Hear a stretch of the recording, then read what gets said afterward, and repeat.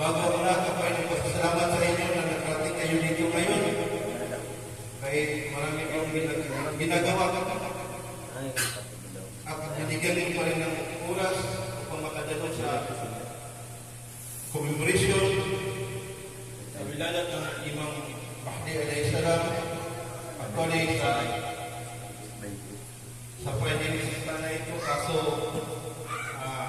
kulang kayo ng oras at saka busy tayo sa pag-araw-araw natin nakabuhayan.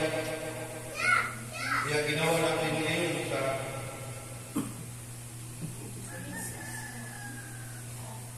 araw ng Ahad.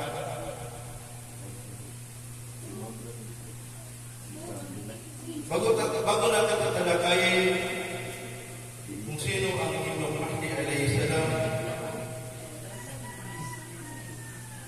bigyan muna natin ng importansya o alamin muna natin kung gaano ka-importante ang buwan ng Sha'ban.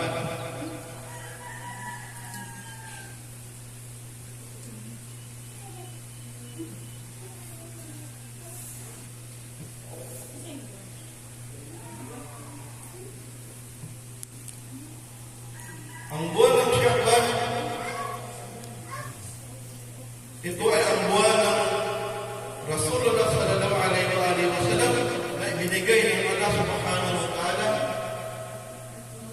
upang ang buwan ito ay inaalala ng mga manusia na kung gaano na importante sa reliyon ng Islam ang Rasulullah sallallahu alaihi wasallam. Kung wala ang Rasulullah, wala ang Islam, wala at wala tayong relihiyon ngayon.